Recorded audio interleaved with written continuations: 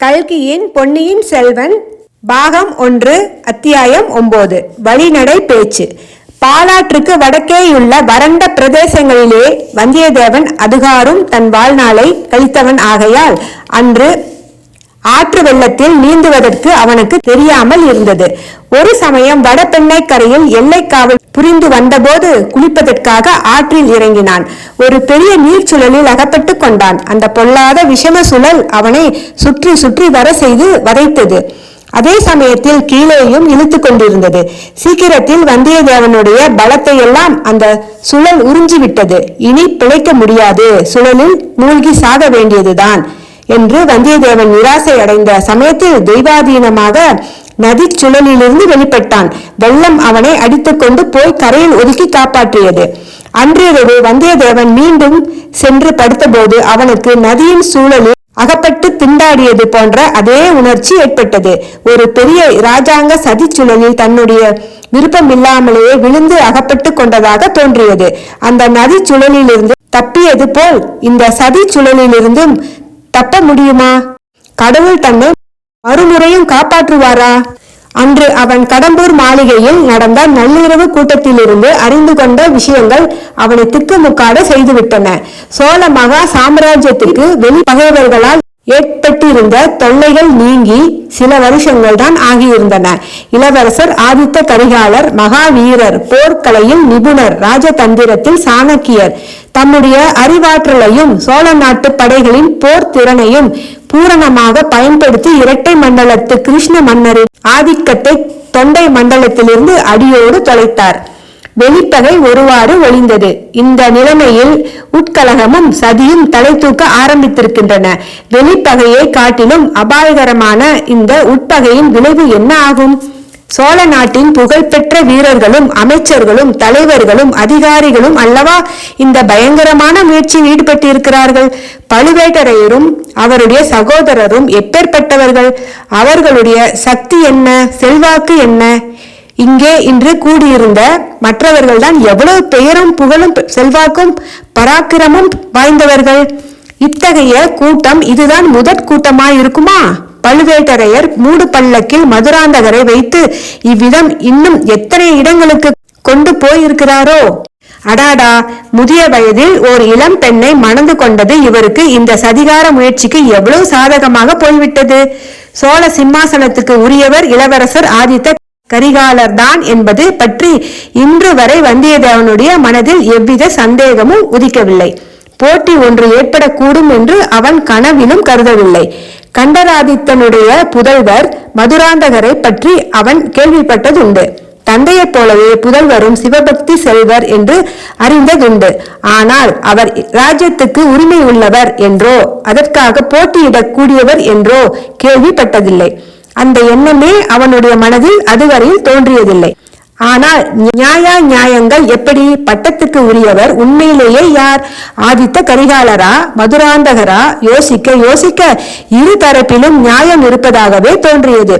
போட்டி என்று உண்மையில் ஏற்பட்டால் இவர்களில் யார் வெற்றி பெறுவார்கள்? தன்னுடைய கடமை என்ன? ஆகா, என்னென்னமோ மனக்கோட்டை கட்டி கொண்டு காஞ்சியிலிருந்து இந்த யாத்திரை கிளம்பினோமே. பட்டத்து இளவரசர் ஆதித்த கரிகாலருக்கு உகந்தபடி நடந்து கொண்டு சோழ பேரரசில் பெரிய பதவிகளை அடையலாம் என்று ஆசைப்பட்டோமே. காலாகாலத்தில் வானர் குலத்தின் பூர்வீக ராஜ்யத்தை கூட திரும்ப பெறலாம் என்று நினைத்தோமே.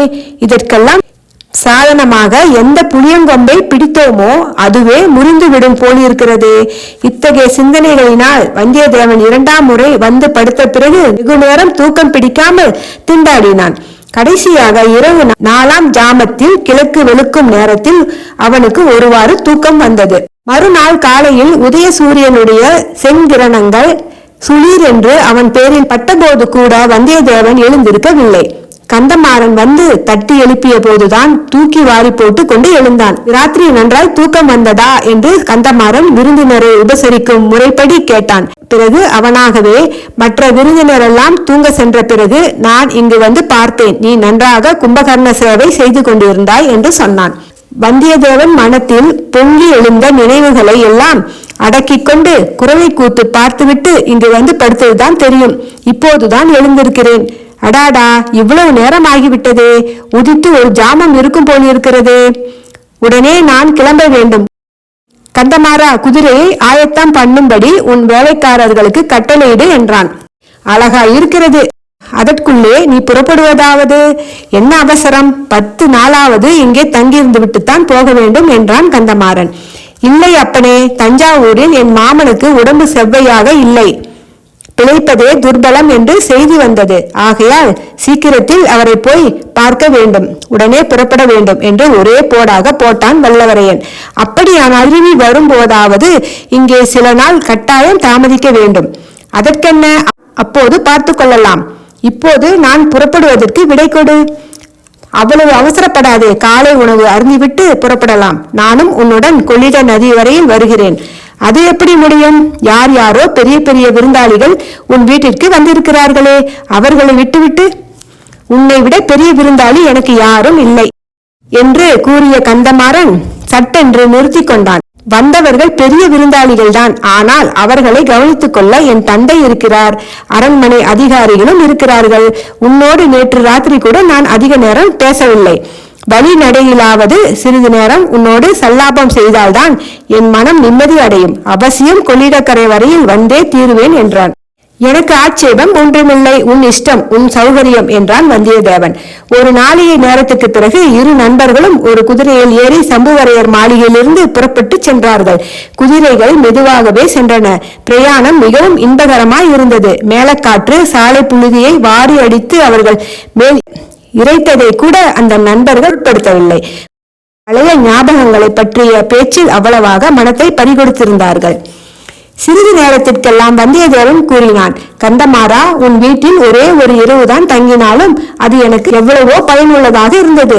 ஆனால் ஒரே ஒரு ஏமாற்றம். உன் சகோதரியை பற்றி வடபெண்ணை நதிக்கரையில் என்னவெல்லாமோ வர்ணனை செய்து கொண்டிருந்தாய்.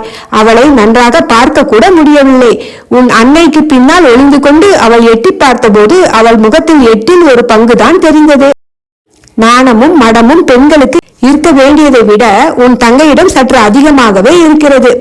கந்தமாறனுடைய வாயும் உதடுகளும் ஏதோ சொல்வதற்கு துடித்தன.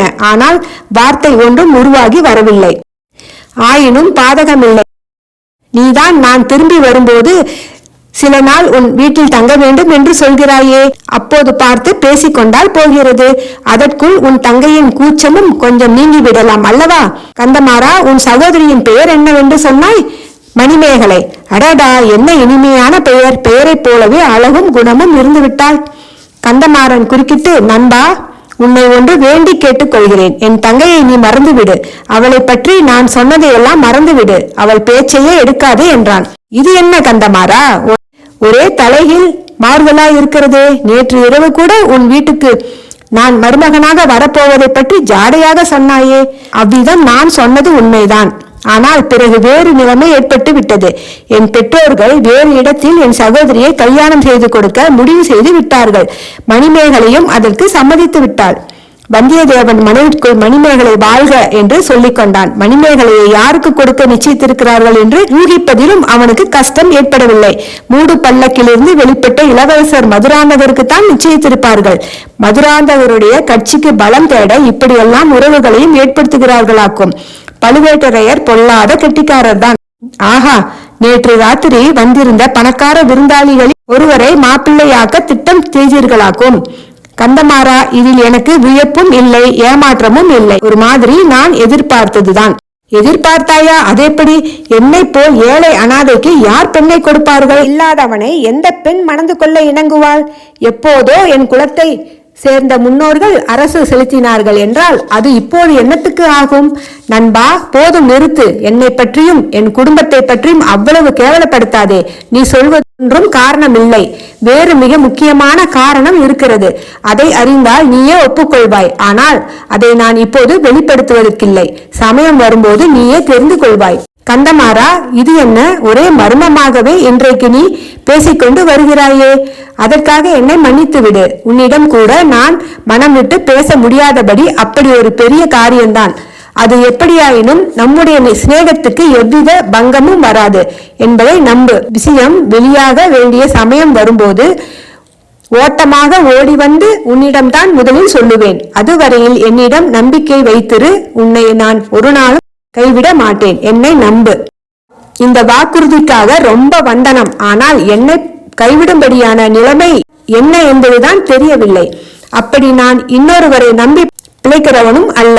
கந்தமாறா, என்னுடைய உடைவாளையும் கை வேலையுமே நான் நம்பியிருப்பவன். அந்த உடைவாளையும் வேலையும் உபயோகிக்க வேண்டிய சந்தர்ப்பம் சீக்கிரத்தில் வரலாம். அப்போது நாம் இருவரும் ஒரே கட்சியில் நின்று தோளோடு தோள் சேர்த்து போரிடுவோம். அதனால் உன்னுடைய நோக்கமும் கைகூடும். இது என்ன, ஏதாவது யுத்தம் சீக்கிரம் வரும் என்று எதிர்பார்க்கிறாயா?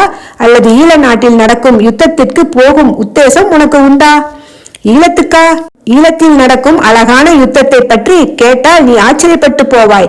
ஈழத்தில் உள்ள நம் வீரர்களுக்காக சோழ நாட்டிலிருந்து அரிசியும் மற்ற உணவுப் பொருட்களும் போக வேண்டுமாம்.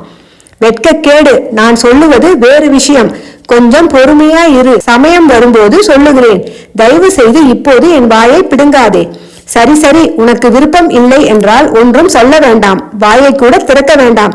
அதோ கொள்ளிடமும் தெரிகிறது என்றான் வந்தியத்தேவன். உண்மையில் சற்று நேரத்தில் கொள்ளிட பெருநதியின் வெள்ளம் தெரிந்தது.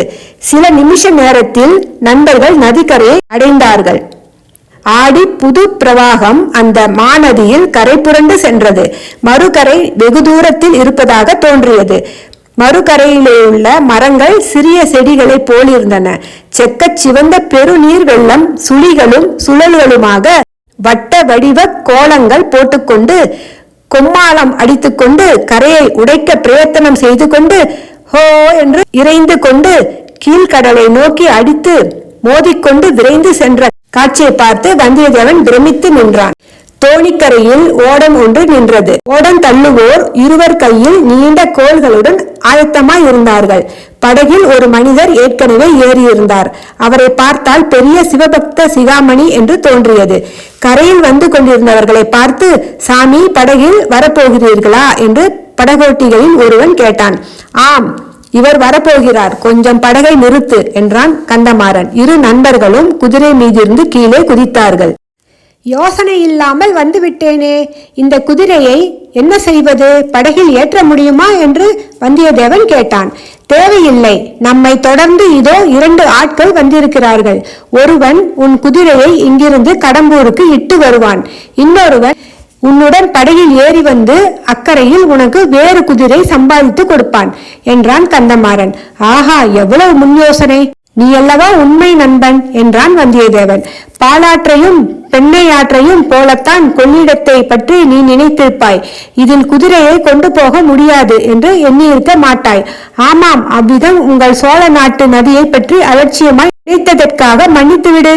அப்பப்பா, இது என்ன ஆறு, இது என்ன வெள்ளம், சமுத்திரம் போலல்லவா பொங்கி வருகிறது. இரு நண்பர்களும் ஒருவரை ஒருவர் தழுவிக்கொண்டு விடை பெற்று கொண்டார்கள். வந்தியத்தேவன் நதிக்கரையோரமாக சென்று படகில் ஏறினான். கந்தமாறனுடன் வந்த ஆட்களில் ஒருவனும் ஏறிக்கொண்டான். படகு புறப்படுவதற்கு சித்தமாய் இருந்தது. ஓடக்காரர்கள் கோல் போட ஆரம்பித்தார்கள். திடீரென்று கொஞ்ச தூரத்திலிருந்து நிறுத்து நிறுத்து, படகை நிறுத்து என்று ஒரு குரல் கேட்டது. ஓடக்காரர்கள் கோல் போடாமல் கொஞ்சம் தயங்கி நின்றார்கள். கூவிக்கொண்டு ஓடி வந்தவன் அதிவிரைவில் கரைக்கருகில் வந்து சேர்ந்தான். முதற் பார்வையிலேயே அவன் யார் என்பது வந்தியத்தேவனுக்கு தெரிந்து போயிற்று. அவன் ஆழ்வார்க்கடியான் நம்பிதான். வருகிறவர் வைஷ்ணவர் என்பதை அறிந்ததும் படகில் இருந்த சைவர், விடு, படகை விடு, அந்த பாஷாண்டியுடன் நான் படகில் வரமாட்டேன், அவன் அடுத்த படகில் வரட்டும் என்றார். ஆனால் வந்தியத்தேவன் ஓடக்காரனை பார்த்து, கொஞ்சம் பொறுங்கள், அவரும் வரட்டும், படகில் நிறைய இடம் இருக்கிறதே, ஏற்றிக்கொண்டு போகலாம் என்றான். ஆழ்வார்க்கடியானிடமிருந்து நேற்றிரவு நிகழ்ச்சிகளை பற்றி பல விஷயங்களை கேட்டு தெரிந்து கொள்ள வந்தியத்தேவன் விரும்பினான். நன்றி.